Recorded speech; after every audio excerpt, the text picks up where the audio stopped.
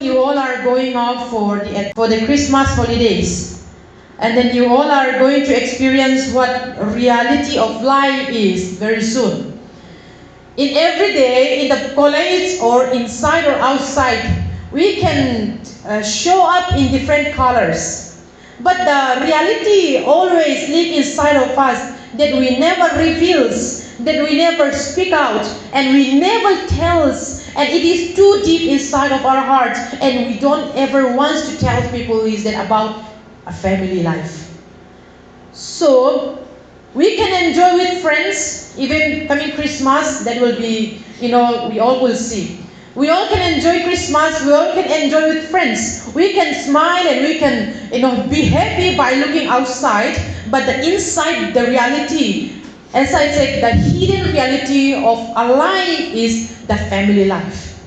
Family is one of the reality in the world. So this morning I will be mixed up when the situation compares me. So let me entitle this morning my sermon as A Family Built by God. I want to talk about family this morning.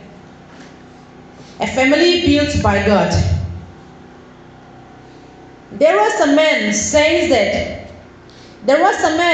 educated man, says that I will change the world,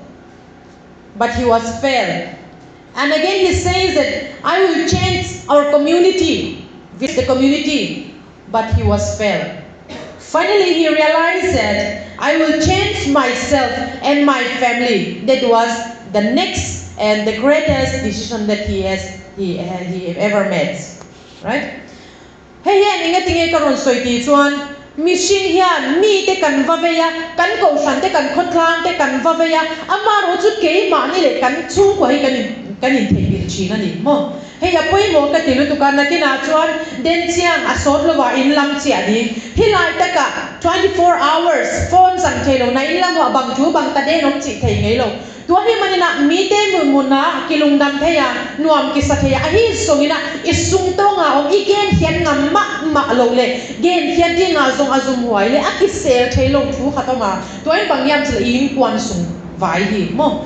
kwa pe pastor family church elder family rongbol tu te chung kwa nge po tun kan din mun kan khovela hian tu family ma hi fidrim kanom lo ni kan buai na hi ai nang lo ani maya kan har san na hi ai nang lo ani maya mo in kwan ki mi hat san na ki bang lo ve kai ve pastor te in kwan sung na ngon pasien na sen te in kwan sung na ngon nong mu sia te in kwan sung ma ma ngon na I gen khian ngam lo hak san na ki pote hi toy man na tu sing sang na kong gen no bangyan chile no zong gen chiang in kwan sung a pai di koi chile china in kwan wa bit thei ding ken thei ding egal pa I van zat bang chideng tel takina tel thei ding chi tu sing sang ong dei saklo ma ma kai manina in kwan to ki sai na thu gen ding na hong ki thoi kai hi family is not man's idea, it is God's first institution. We have to remember we are in the family and we are the future parents as well. Mo tuna yan nu le pa te khasar noya kanoma nakina chuan nu tur te kan nia nakina chuan pa tur te kan ni toy man na hi tak thu den chiang mama isat khet pa ding pen tel chi takina tel leng ong de saking mom. See, when family is strong, the nation is strong. When family is strong, the church is strong. When the family is strong, the society is strong. But remember, when family is broken, everything becomes weak. Are you with me? Chungwa kan dam chuan kan khotlang kan ram kan community le kan kausan adam amaro chu chung kwa kan ke chia ni chuan eng kim khobela yan anom na le atun na omlo toy manina in kwan nak ki chupit lua leitunga in kwan lop ke le mo leitunga anop khat songomlo apoi paya inui siaw suwa ni sungtong nui zo lo ebe mo toy changa in kwan pe chupi lua mahaniam chile in kwan pe pasian bol dia mi him te I ke pathu hilo hi. So therefore this message is calling us center home. This morning my message is calling every one of us to build God's center in the home. Tulay ayan heyang soichin in chung kwa awmem มีตั้งตักเอาโถมันอีตูนไล่อายันคริสเตียนเต็งเอก็ชุ่มกว่ากันไหนเวก็มารู้จุกันชุ่มกว่ายันชุ่มกว่าอมเหลาเทียสินนั่นน่ะไงสิ่งเงี้ยยันอินกวนเบลในมาหังอินกวนน่ะอินอมเหลาเทียอินกวนน่ะเมมเบอร์เป็นอมมาหังอาเห็นส่งอินน่ะตัวอินส่งตักตักอินเตกตักตักตังอินตักตักอมเหลาเทียจุ่มยังวางจวนไว้น่ะยันก็จะดูเจ้าอินชุ่มกว่าเอาเนี่ยchung te ne ma chu mi I chung te family ina chuan chung kwa in din tak em kan din tak lo chuan khovela hian dam chan avan claim don tak em right so me awang chuan for my point number 1 God's design for family when we look the family God is the builder of the family when we read Psalm 127 Verse 1 it says, unless the Lord builds the house, the builders labor in vain. This is really what's important for the Christian. ชุ่มกว่ากันเนี่ยชุ่มกว่าแล้วอีส่วนเจนนะชุ่มกว่านี่ลงจวนชุ่มกว่าจังจวนริมนะลมนะเอ็งคิมนมสังนะอารมณ์อมชวกง่ายโดนหรือเปล่านี่มองตัวไอ้มันนี่นะปัสเซียนอินลังเกลตัวอินลังเตเป็นอโมงนายจีลาเตลายเสียงโพสุงะตัวมันละอินสุงะตัวลายตะกะยอมนายสุงเลเดนเชียงะอินำดิ่งอินสุงะเจสุอิมาสวนเกลตัวอินสุงะ no unity no peace and no joy ลุงน้องน่ะอมเงโลดิ่งนบสักน่ะอมเงโลดิ่งกิจตัวน่ะอมเงโลดิ่งฮีอันว่าหันเชื่อมโดนตะเกตโรและอินสวดเจนโลน่ะอินจุอันว่ารับขาดโดนเองวันนั้นยันทลายตั้งตัก suicide อินโนกลุ่มเตะหังโลตั้งปีตักอามาและอามากิจัดเลยตุ้งนบสันนานบสันนอนโลกีอินนอนโลเฮกันเขาเวลีอัฟฟาสอับรันนิ่งตัวนี้จุโมอีเลยตุ้งเป็นกิโลมาตาตู้คิดกะหังเกะหังอะกะตาเกะหังอะจีดนเตะหังน้อยน่ะตั้งปีตักกินอะไรสุนนอนโลตู้ลายตะกะอินนบสันนาดิ้งเบกินอะไรสุนเอ็งที่นี่กันพิสูจน์ที่จวน YouTube กันเอ็นเด็กๆกันเกนี่ผู้หญิงเตจุสวยลงก็ฟ้าปาลัลบุยเตเจนผู้หญิง YouTube กันเองนะอันฝักน่ารนมจะสกิปตุรันจังก็ฟ้าปาเป็นจวนอันนู้ทิปอันจะสกิปพอดีเทลอมเสียช่วยเงี้ยที่ฝักน่าผู้หญิงกันหักได้กับตัวเพื่อนกันหักไปตัวลงนี่จุ่ม everything it's runningตัวเจ้าอาจงเงียบางงงเลยตัวนังงานโซโล่สกิปดิ้งเบ็กนาวปังนังงนี่อ่างตายเลยก็จีนนนาบังเลยจุงเป็นเสียนนั่นละมาตายจีตะกาตายเลยจุงเป็นนักวัดที่กุศลในเมจินดังมาสุ่มเสียงโทษสุ่มซะนะดังมาภาษาของเขาสักดิวงัดซ้ำที่ดังตะเกยเลยบางเป็นเอกส่งเทดิ้งบางเจ้าหาวเทดิ้งบางที่เล่นไต่ลำเทดิ้งมั้ง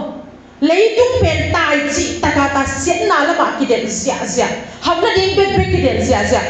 ตัวไอ้เจ้าอ่ะกงเกนอพินาบางอย่างจีเลยที่เลยจุงอามันโมมาสุงะเซซูตัวอีตังเกยเลยมันโมลงอิสัยนะตูดิ้งยัง right แต่ที่ส่วนตัวไอ้เจ้าอ่ะเดินเชียงอ่ะอินกว่าน่ะลำดิ้งเทศงนักกินอ่ะคริสเตียนชุ่มกว่าเสียมตูเตนักกินอ่ะนุบุยดิตูเตนักกินอ่ะภาษาลิตูเตให้กันไงตัวไงแล้วนี่ส่วนเนี่ยชุ่มกว่ากันเดินหลงจวนคอฟเฟ่ละยังเองนมน่ะเอ็งมาอมโดนโล no joy no peace and no unity in the family สุดยังตะกันเลยส่วนเต็มลงน่ะชุ่มกว่านมน่ะเอ็งมาอมเลยว่านมหลงน่ะฮีอินะขาโดนจวนอาปนลำหนุนที่อวันเชื่อมโดนตะเอ็มก็สวยตั้มจากอาจารย์จูเก๋เงยก็กันตุนไล่กันชุ่มกว่าตู้เต็มอ่ะกันบางเราให้ตายยังกันตุนฟิกวางนั่นเองA house built with God อามาเราจะเลี้ยส่วนเนี่ยนะชุ่มกว่ากันที่นะกันอินชุ่มคุระเลี้ยส่วนอินมุนจังอันนี้ส่วนมังไงน่ารอนมังไง love protection and blessing hallelujah กันชุ่มกว่าดิ้นตัวเราก็เลี้ยส่วนเนี่ยกันนี่พอส่วนเขาสั่งนั่งโลตาร์เก็ตมาสูน้องสั่งนั่งโลตาร์เก็ตมาสู building เลยอินชาร์ทาโลตาร์เก็ตมาสูสูมูเทคิลไอ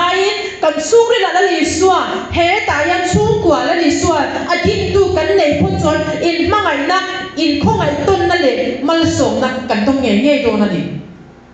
มั้งตัวหิมันนี่ละอินสุงะปัสเซียนอมมาสับพบเลยกินนางอมดีงะตัวอินสุงะกิหวยกิมนาอมดีงะตัวอินสุงะตัวปาจุปาของหลวงปันจิงเฮฮ hallelujah in kwan vai gen cha in kwan tek mit swat le I thanem na khatek ding hi ta te thanem na dinga pa thanem na dinga nu thanem na dinga mo te le ta te thanem na ding hi tun na I thanem na khem pe wa to pa te nga I tai ki ke le leitunga lamet na ding le nop sak na ding nak to ma ta hi make the Lord the center from today I want to encourage you make the Lord center in the family let the family be a home be a home for prayer a time to pray a time to meditate God's word pon lam hi kan ngai saklu tu ka teru tu na te hian voina hia naktu ka ina in hodon ahwa wa Christmas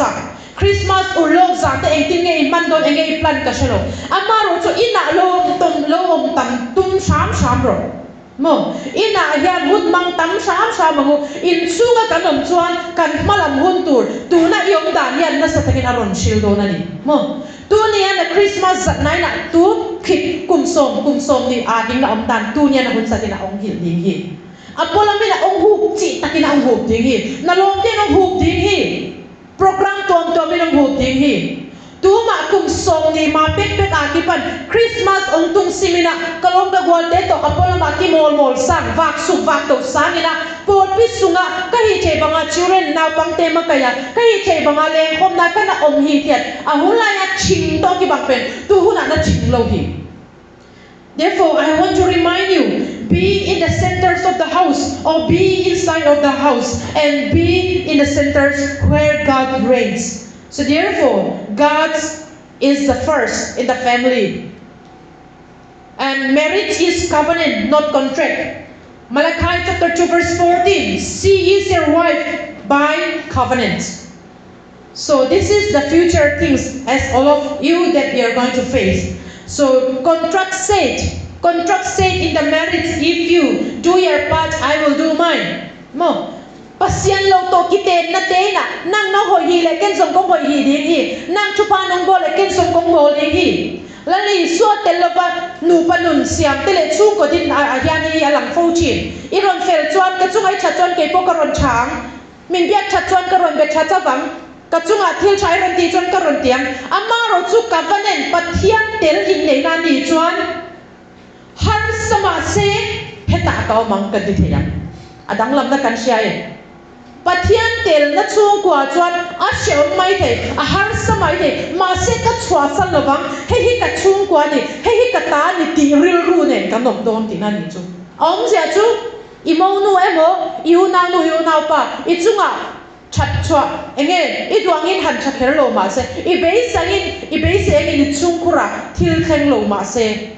ke chu tlan chuak thi ka ni hoi san the ka ni lo hei chu ka family ka chung kwa nge loi moi pathian mi pe ka ni kan ti thei do na ni chu mo to hi manina pasian to akisom lo in kwan pasian athupi koi lo in kwan le nu pa kal sunga nang no hoi hi le ken ko hoi hi ding hi nang nong chi tak le ke kong nang hi hoi na tunga na in kwan te kinga dinga a hi sungena pasian to akilam in kwan le nu pa te na o itu athute itu akunte hak sama ta sele kei to pa min to ka om ngeu ngau ding hi chi lung simong nei sakhi chi mo chumya wang chuan chung kwa hian ke ni Bible student ten kan share tu chu chung kwa hian in the family forgiveness we have to forgive our family we have to be patient in the family we have to speak gently and we have to protect our family mo hemi chili kan tiangai toy manana in kwan sunga imai sak ki samhi ilung duai ki samhi kamne mi sak ki samhi in kwan ikep bit ki samhi nang na kep bit ke kwa manong kep bit sak long ding hi mo avan poi mo taken hei nakin akan man ngau tu rani chu chume ba chon kan chung kwa hi kan ngai da mangai nu kan ngai da mangai pa kan ngai da mangai yang be patient kan do sham nga yang trong kam nem man tum sham tu rani chung kwa hi kan vong tu rani engtinge ka tiang kan protect tu rani achan chu nang lo I chung kwa lo siam cha tu ra om lo parents are as efforts some 78 verse 4 say that we will tell the next generation มเกมานี่กันสูงกว่าละลิส่วนเกันจนะกันสูงกว่าละลิส่วนอเตลพุ่นจวนสูงกว่าลิมจวนอัฐาเด็ดเทงนินปะเทียนมัลสมอันหุเซลน์ right อีค่ะไอ้มาอีขังโซนเต้นส่งตู้ปลาไอ้ตัวงมุดีงุจิงไงเว้ therefore a good shepherd leads feeds and protect see a good shepherd leads feeds and protect ตัวไอ้มันน่ะอินกวนเป็นตุจิงหอยอีดิงกิสัมฮีนั่งส่งในอินกวนสมุตุจิงหอยบางอย่างน่าเซมเทฮีเตตุจิงหอยเต้นบางเซมุยังจิเลมักกายูอาวากัวเกมูฮีตัวไอ้มันน่ะอินกวนเป็นนั่งตาบอนเกยตาบอนฮีอีกิมักกากิสัมอีกิวากิสัมอชุมนะอีกิเก็บกิสัมไอเวโมตัวมันนะอินกวนเป็นนักพิทักษ์นักชุบิฮี Parents are not only providers of food, they are providers of faith. Remember, future parents, our responsibility is we are not only the provider. ช่วงก็ทำนี่ตะกะยันกันฟาที่คริสต์มาสก่อนทาร์ตุเลอันมาโมกันเป็กที่จวนโตก็ล้มติมไม่ยลุงอยอันวันทำตักเองวันน่ะยันข้าขับเทียนมินเบสิกเงี้ยมินเบส responsibility อันนี้จับเราวันนี้จุงอันจุดนี้จวนช่วงกว่ายังกันดินมุนตักวันแล้วมันมินเบส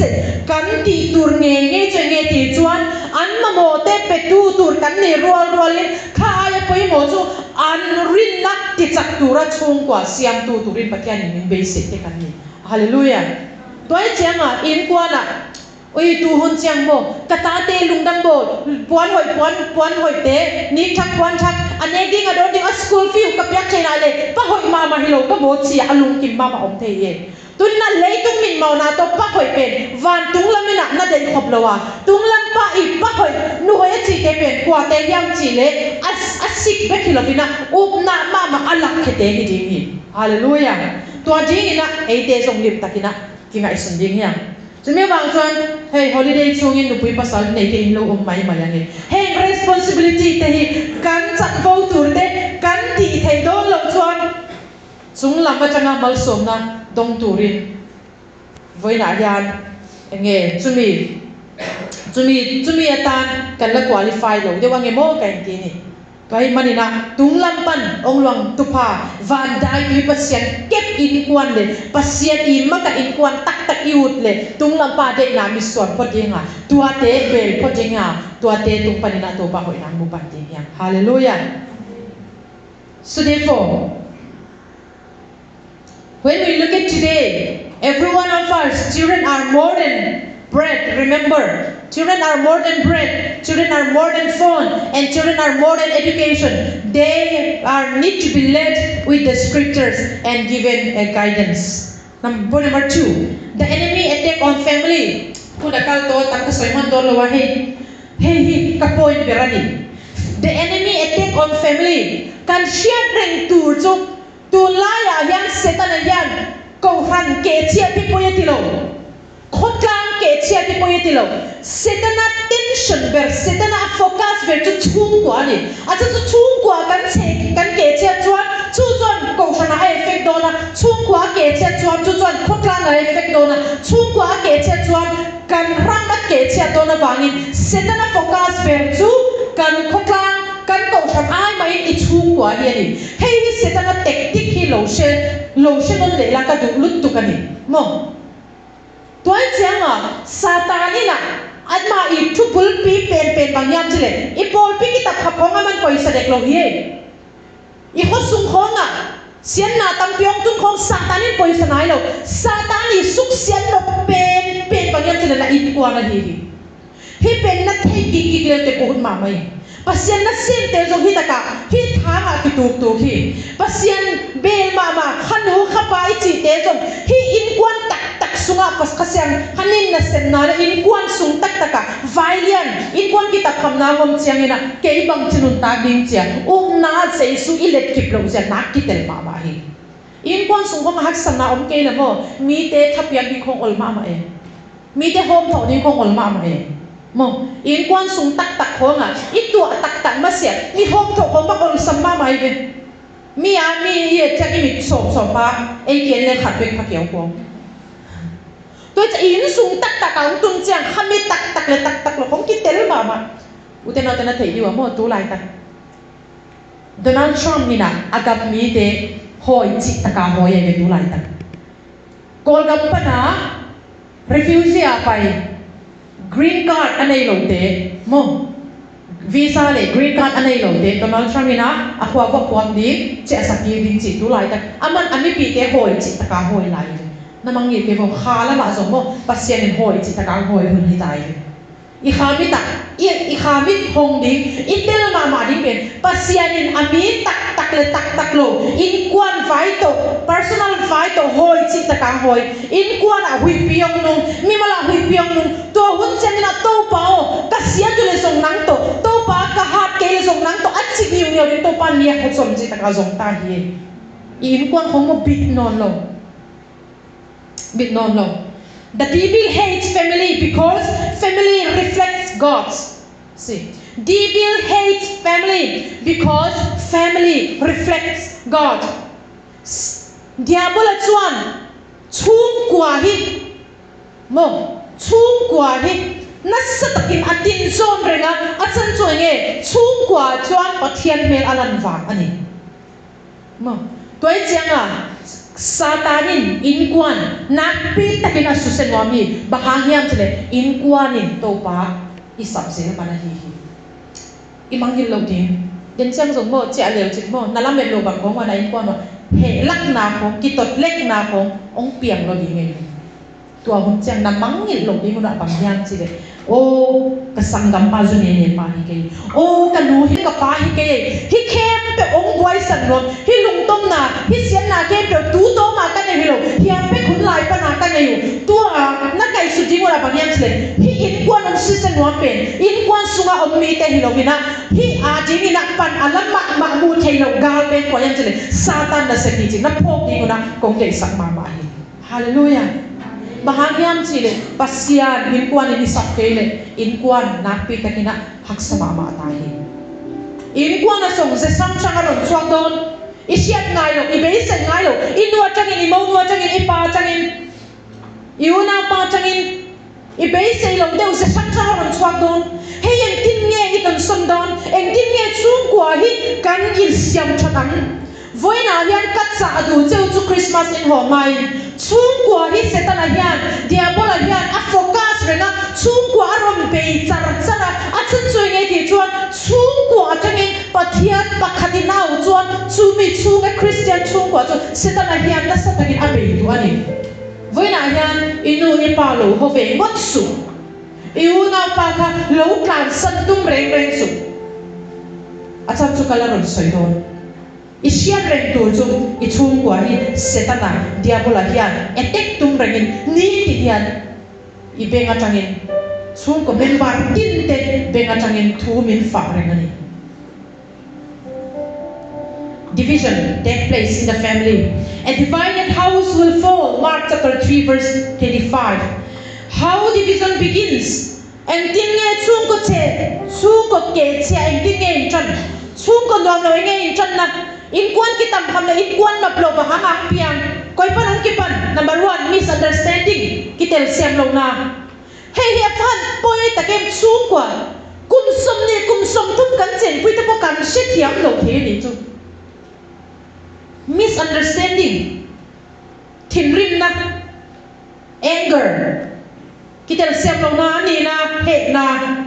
thumna silent treatment he na te pula khelo lungkim na te gen khelo sunga koi atom na bom pa nga po kya torma appo kya chang in kwan tai sam no nu pa ke sia kan van tam tak em rong bo tu te nge po ke che to le tu ka zak ve bok si ti ngai na selo gospel emo engemo akal dog ma sem chung kwa tang si lo kan van tam tak em kan ko tha nga hian thuruk nan thil tam tak kan fan ti tak em voina hian kan siat reng to chu ho te a changin aron in chang thei ni no forgiveness apalina in ngai dam thei lot na in kwan sunga mo ki mai sak zo long na pan อินกวนกิตันขมงเปียงนี่อินุยป้าตัวไอ้ขัดเสียงนักองไงสุนเงียวเงาเกอิสังกัมเกตัวไอ้ลุงกิมดงนักองไงสุนทับไปเกตัวไหลตะกินนักตัวสินสโลหังเดนเจนนามาบังดีไงตัวขัดไม่ดีไงอยู่มั้งวันนั้นยังไงดังเทลงตุ๊บอัลฟาหันข้ารามีลงตะเกียงตรูช่วงกว่าที่หันไงดังเทลงไม่จู่ข้ายเดนสรีองไงโดนมี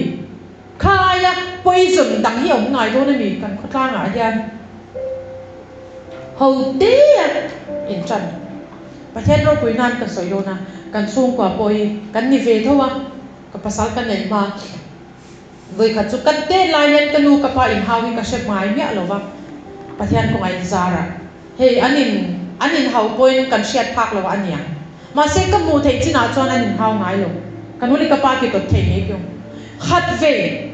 จานขัดโพลพิวายกับป้าละโพลพิเอเวนต์ดิเซมกันนู้นละwomen ministry มาไงขัดตัวเลข WM มาทุกิกุมนาว agenda ขัดอินกวนอนุปาวกันนู้นกับป้าเกณฑ์นี่นะเกณฑ์นะตัวมังเกศสักเวองเกศสักอันรุนอินติทินริมอันรุนอินฮาวกันนู้นละเหกับป้าละเหกายูนาวเต็งว่าตูนู้นเลยป้ากี่ตบจันกี่ป่าวงำลอยไปมั้งป่าวงำลอยตัวนี้องป่า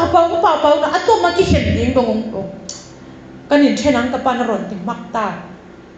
เกี่ยวไปจุข้าแต่งให้โบราณก็สาวสาวนู่นน่ะจงเทเหลาจีกันยังก็ว่าให้จอจงเทเดียวว่าที่มาอย่างโม่ให้จงด่านตัวเกี่ยวไปจุก็ทิ้งริมตัวปากก็จับตัวข้าแต่งบีเด็กกันเนี่ยกระเป๋าด่านดิ้งเทเหลาตัวเล็กกับป้านกันนู้นยังอัดเจียนนับวันเต็งลายละอินปันเจียนอากิตบน้าละหงจิตกาโหอาทูลังกอลเต็กองกอลเต็กสิ silent treatment กันสิอารมณ์เกี่ยวชัวกันนี่จะโม่ชัวกันองกิตองกับเสียกับป้านเบ็ดอาหุ่นสั่งให้เรากันหูตุงอ่ะกำเป็ดเบ็ดกุตองกิตองกันหูกับเสียอะตอมนักกันหูบังเจียมสิเลยเจียมานี่ไงหินปานี่นะองเด็กนอนลงนั่งอยู่เลยเจียนี่ไงกันหูกับป้ากับเบ็ดดีงอมเกยกับสังกัมเด็กกับเบ็ดดีงอมเกยนู่นเลยป้ากันมาดูกันไหนเราตู้มาช่วงที่กันไหนเรามาเราจะชัวกับตัวรันนี่ตัวจนกัดชัวกัน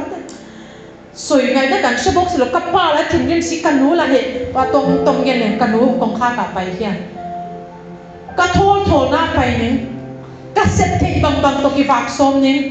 ขัดไปจงองละเมนนอนกันเจียกันนาวเต็งละกันกูละกันป้าจีเด็กกับป้าโคลโนนาวบังเจียงอ่ะโคลนาวบังเจียงกิจโรนตามมั้ง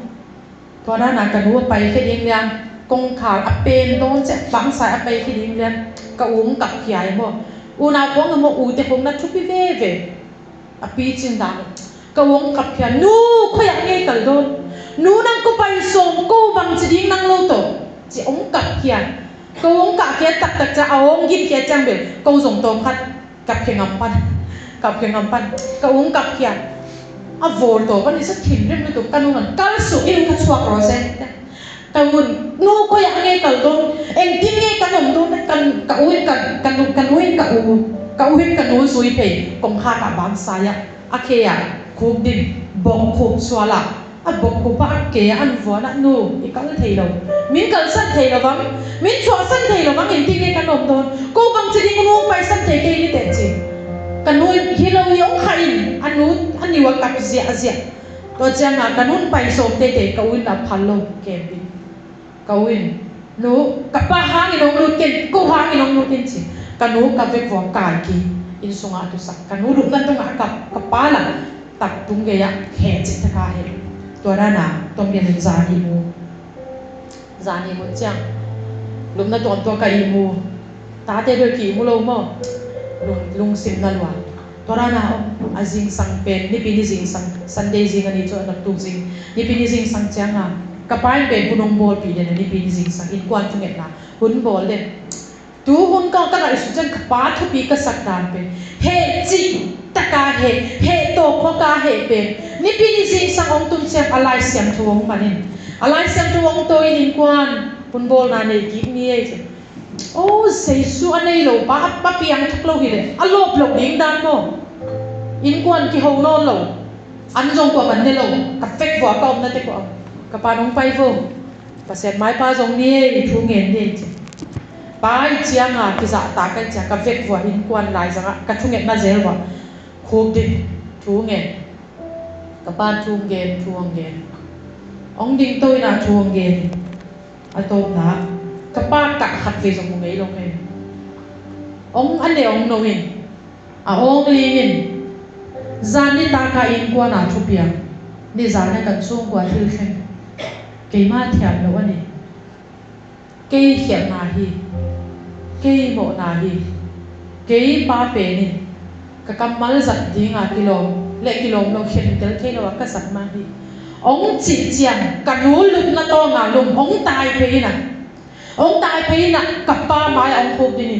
อุทงโอเกยเขียนนาฮีเกยโซฮีงาเขียนสิมองตัดกับป้ากันอารมณ์ดิ้งชัวกับไบเบิลเนี่ยตัดชุ่มกับบุญมังค่ะนิสานะที่จะกี่มาเทียงเราเวกันนี่อารมณ์ที่อารมณ์จับค่ะกันนูเบเจูมาอมกันรอนกลางชัวกับป้ามารอนบุกกับป้าเกยมาเทียงเราวันนี้เกยมาเนี่ยอินปอยโมเบลจะกันนูเลยกับป้าองกิโกยองกับตัวเจียงอาตาเตเบลวาดตานะบังกาจิตะกากันกันเนวเป็นอุกอูตนูตัวหุ่นลายนะกุมสกิของอภาองตัวทุเงนะกับเตียวตัวเปาอาปูเลอาปีองกีสักกี่เขาทุเงินเสียงจังกิโลตัวเปาอาปูเลอาปีกีสักกี่เขาจะกับเฟกปีวากับเสียตัวซีสักวาลาหุ่นโบอันอบลำเตลโลกันเลยปัสยานองเกมกีปัสยานองเรสโตร์กีองลังกีปัสยานลัลปันมินนัดตัวเลชีนั่นเองจูฮาเลลูยา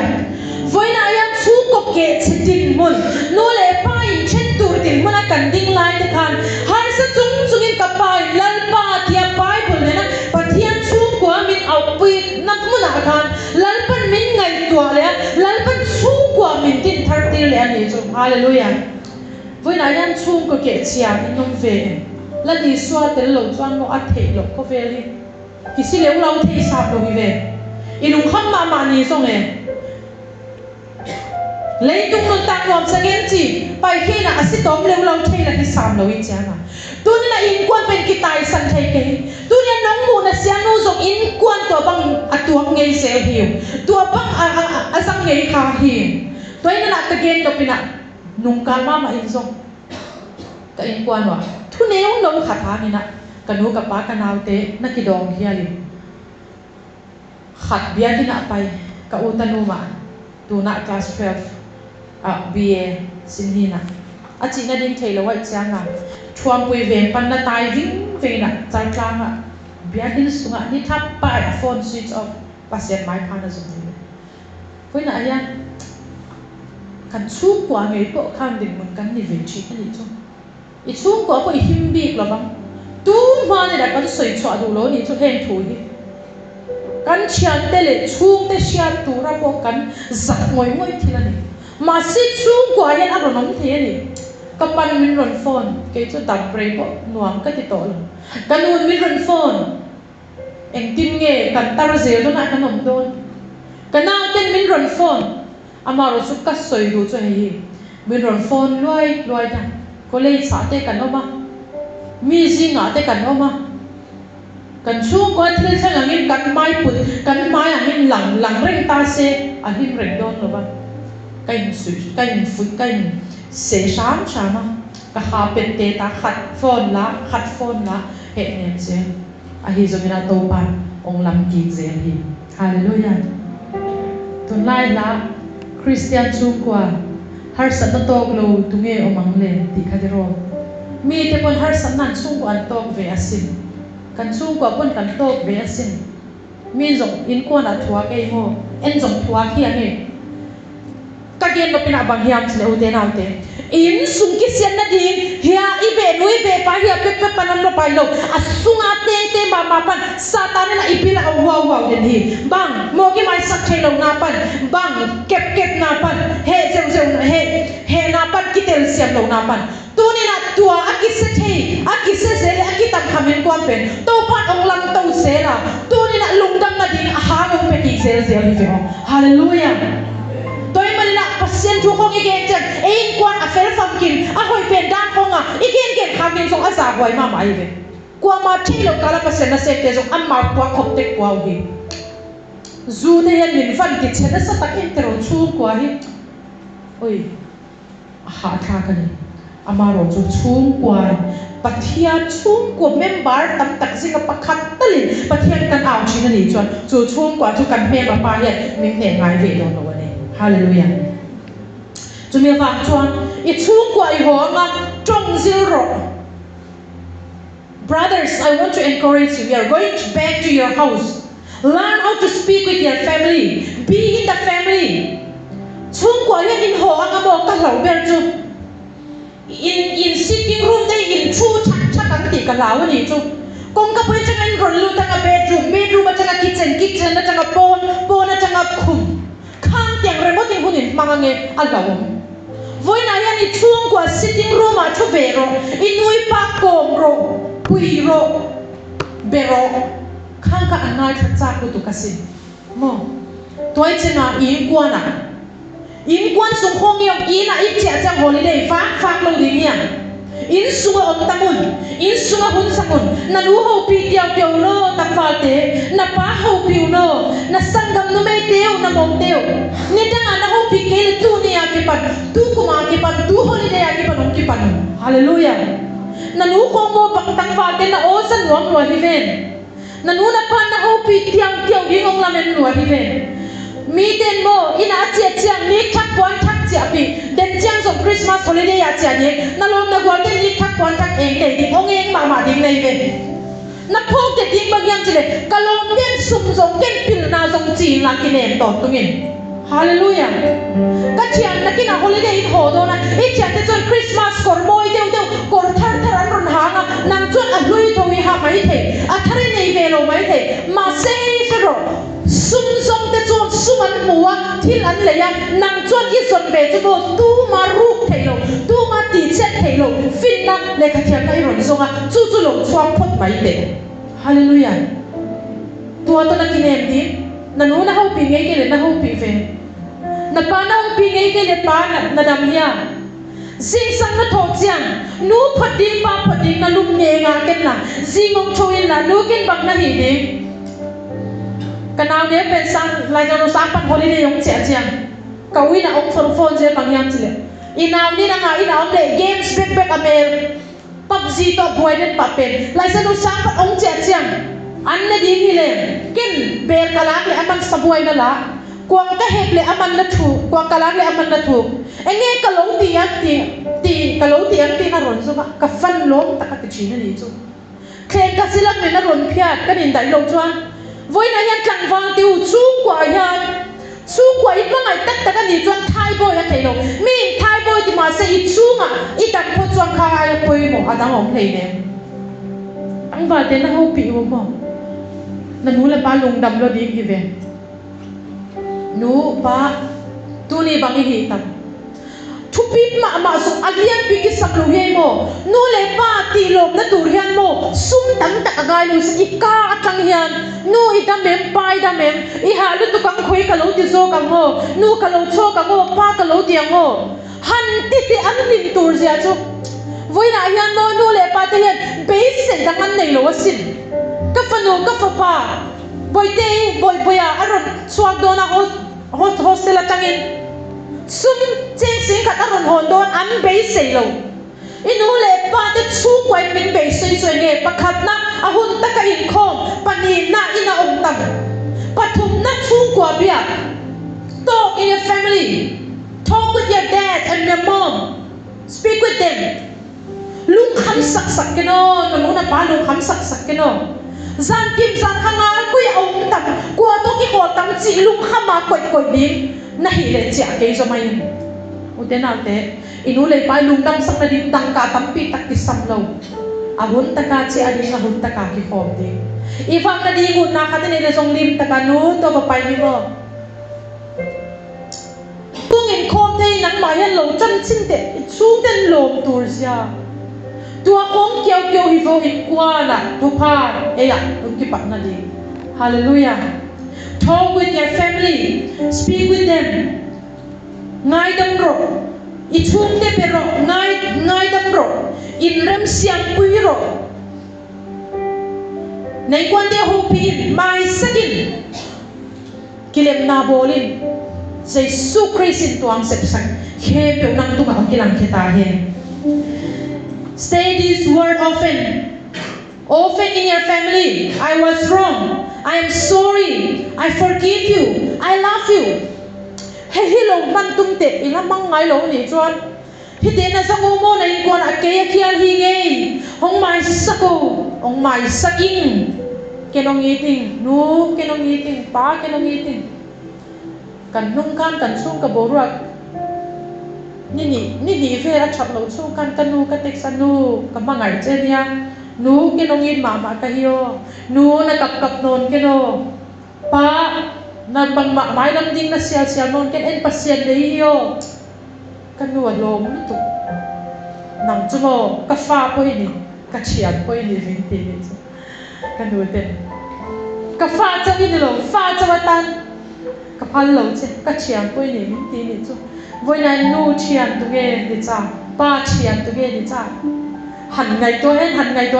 ka pa zo ke ma min fui tu tur zo ka nya ma se mo he ka soi du inu le ipa te po mishing an ya fel fam kim lo nya beidong thian ni mo inu le pa te zong amao zong mi hingai chiang a analung ke thei lo analung neu thei lo nu na kap non ken mo ta te tang ba te nu nalung kham non ken mo in ko na hi sui ang boy sa kahile nu ken hi su tong boy sa clothing kay mo pa ken hi bangina in ko nang long kham sa clothing kay mo sila kam khan na kam pat ong pai kiliben na nuam di ko hiven inute ipate adi gina tabe kayli hallelujah chia chapo kan ni there na ni chu distraction chung kwa hian phone hian min chen changa TV hian min latira kan na te hian min latira social media hian min latira na voina hian social media te hi kan ban san kan klan san thelo amaro chu khami ken chu hian chung kwa bo kan mang dun the ni chu nu le pa ma te phone kan lek em nakina te nu le pa ma te chudda tur po shelo in ke da zo chungin game sei lo kher mai inu he pa tar to upato social media I khoi anga khoi ve thiam lo khan yo anga thacha lu to kasin I phone handa zaula nu enge tu lai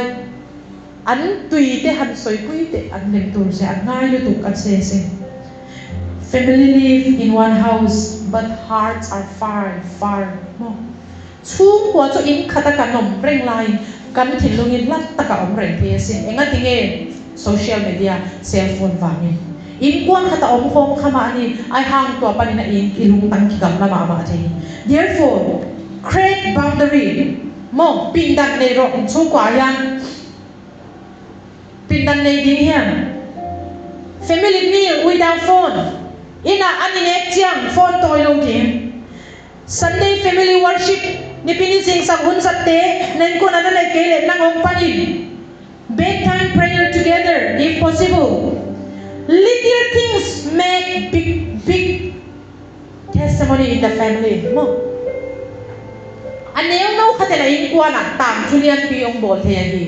na hi ngei lo ki ti ve ngai lo ni chon te reu te ho te alam si khan I chu kwa ya testimony ru pui alon chen the sin ka soi fo chin ka nawin ka pa ne na fi adila ka pa in afi tu ra pe ya ka nawin trong kam pakhate pa kalom lu tu ko ati khan ka pa mi tu ya kong chua ka sin voina hian chu kwa hian mo limna damna chang turin ro pui tak sum tam tak angai lo ke ma ni ve kian kan ti thei kam khat hi khat sep khat hi ngei lo khat hi khat hi chang in kwa na lung nok na tam pi tak ong pian the hi therefore I want to remind you this deception devil whispers you deserve better run away you would need family hey diabola trong kam pathumani lo ngai freng ro diabola ya ni tin ya ibenga a perem chia pakhatna hey chai nei sok the panina kan chuak ro pathumna chung kwai ma mo velo he pathum hi setana owani ring kaunang de lo shimoi ngoi ro he mi trong kam mang hian I chung kwa ke chia I chung kwa du lo zonga boruak aron lo mani chuan he ta lo omreng chu setana owani chu enge chung kwai ma mo velo he ta jangin klan chuak ro he ya thai la nei the he hi setana o reng ani mo utenau te hina mangil ke fu mo na de lo bangana in kwano angom chiang in kwana sempi lo chiang satan oton tung thum hi khatna hi in kwan sangina anop so in kwan lam theite ni na tai khiai thum na in kwan ki sam keite hak sat na tak tak hongong tun chang hetiang bo ruak renga kom pe le nem ka klan swak don hundanga ka kal don ka zin don chuta ka kal don he setara always i chungwa omro ke chema che chunga omro chema che chunga omro shi ro chuak reng reng su nakina lalpan aron langai to ani don hallelujah toy changa na dei bangina piang ke le som to pan ong ngai sun ke dingi to pan ong bol pe ke dingi to pan ong lam ki nge nge dingi gal pai na hi pan pai ke ong tringa to pan na tai ke na omin hallelujah tuan lai mo na kong set sak dingi to pa ong tung den dingi toy mani na tuni na na po ke dingi na bangyam chile God heal families lal pan chung karon ti dam le ron to pan nai ko nong dam sak ki dingi hallelujah ama na set nok pen hi lo mo in kwan phan haksana tak ta khong hi to achang mo thunget kau kau jong haksa hi a hi jong in tai hello in sungma ti in sungma to pa vai a to pa ma building yang don't walk away walk towards each others in chung kwa ka lo tha tham su bi chung kwa local san su lo chwa san su khata lo pro lalpat na ron thok le don hallelujah lalpat na ron tinam le don chu chung kwa chu akal san ngai don lo pray together when we pray children learn faith and marriage and family become strong kan trong chai po le mo hey hi man ro lo ro pi perani chung kwa ke chama se kan trong chai phut chuan chu chung kwa chu aron chak telanga hallelujah lam panati da mga chu chung kwa chuan van mun kan tem do na ni chu hallelujah tuai kwan hak sapiang chongin naomin la thu na nge la to pana pai ap le chin tuai kwan ong kip tek tek ong ham tek tek dinga tuai kwan van nom na chiam ding o hi toy man na ipian thak na ko van tung ticket van tung lu na din be kilo in kwan le tung mama jong no bi sak thena dinga to pa ok piak te hi therefore show love in the family give attention in the family and affection in the family bless your family and speak hope to your family don't curse your family talk with your family every home needs purpose Joshua said I and my family will serve the Lord so serve in the church together chung kwa dan chuan if our family is wealth we will serve God together in the church we can help poor peoples we can visit the sick peoples and we can do greater things and therefore let us ask Lord what is broken in your family I want to ask you what is broken in your family nai ko na bang ya makita kham in chung kwa enge ke chiao he hi lo soiro kan chung kwa ke chia ni point I will not shout I will not blame I will not accuse I will not run away but I will build afan poi mo ta ke mo in kwan ikita khap zen zen le in kwan hi bang din na yong chiang ina mi tunga kapokat katang ko ke ding hi kwa ma ka ko ke ding hi kwa ma ka ham siat ke ding hi ka tai ki ke ding hi ke ma man ka bol ding hi ding hi ya hallelujah na in kwan mo nang bol ding nang mai ni siam tha te sin chung kwa yan chu mi pia lama ka chung kwa chu la li swa krista ta ani kan chung kwa in pathian rong kan bolang chu ti ni chuan mangai na chuan kan chung kwa min kwa lo mang mo toy mani na you company na kula khini my family belongs to Jesus and my house will worship God and therefore love will rule our home ikampan pulak mama ni ukna to ka in kwan Jesu ahi hin kwan Jesu ahi hin kwan Satan ahi lo he chu kwa hi diabola na ani lo diabol ministry na buna lo he chu kwa hi li so Krista of the chu kwa ni God is not looking for perfect family hey ka remind them no pasyanin apuk kimin kwan bek zangwam hilowahi. God is not looking for perfect family. He is looking for willing hearts. No, He is looking for willing hearts. If God can heal Abraham family which is broken, if God can heal Jacob family which is broken, if God can heal David who commit the sin, the broken family. What happened? His son Absalom was in searching for his father to kill him. David, Abraham, Jacob family was broken. But God heals them. Hallelujah. Your family also God can heal. Therefore, let us invite God and let us submit our family in the hands of God so that God will do wonderful things in our life. So we all stand together.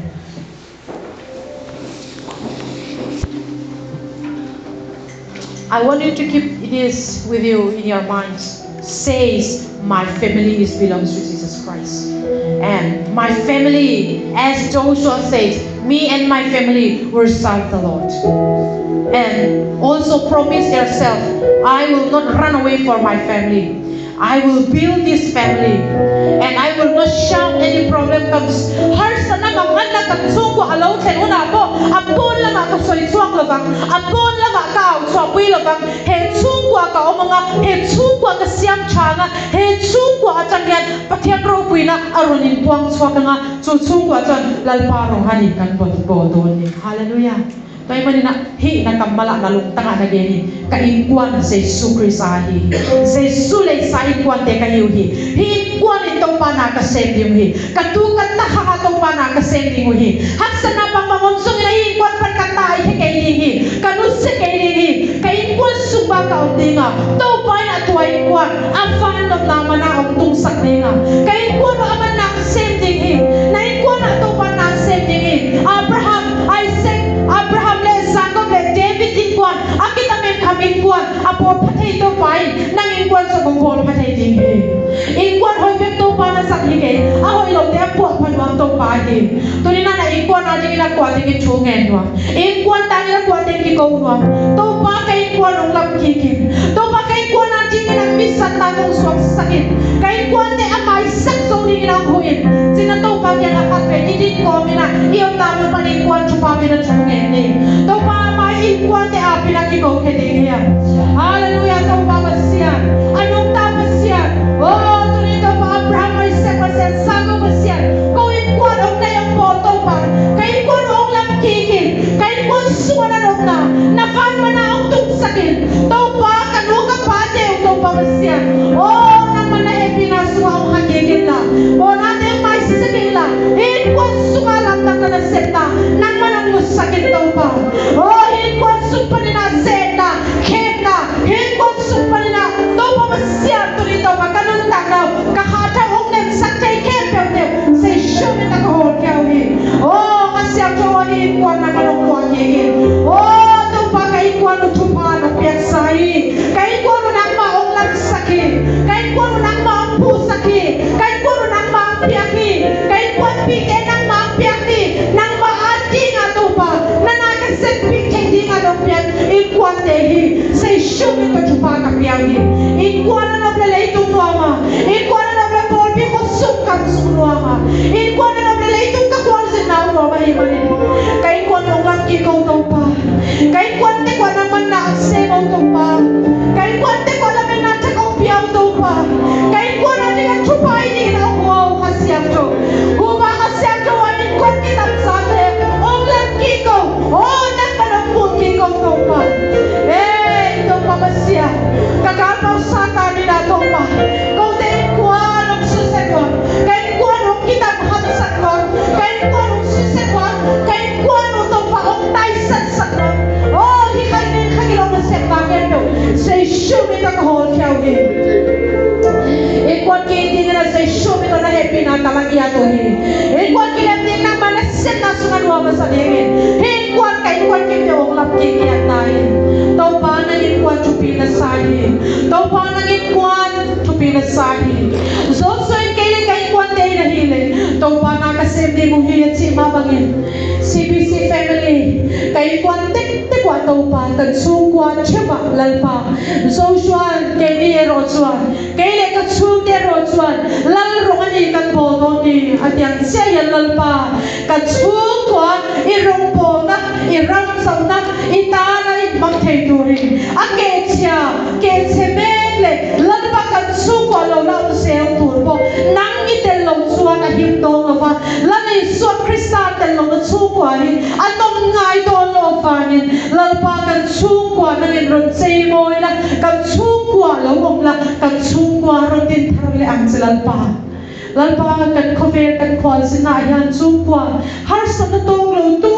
ma kan om ve lo fa ni kan har san na su chuwa nang ma cho focus thei turin kan rin na lalpa chakle zwa turin min pui ang che Hallelujah toba tu sing sagina in kwan tu bezia in kwan na sen na no sak no sia de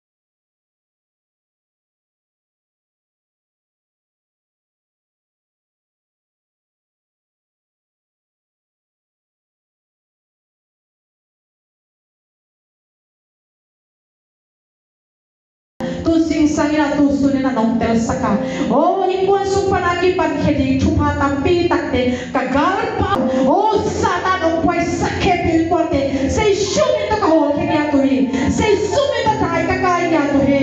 nang man kai kwan te ko munang lain la ikwan alam thedi ikwan adi na thupa ni dingin meki phatsia ikwan kem sia thupa pen na kem ya tin sei su Christ na min siap to suangin itu ke pe li to pa pasiano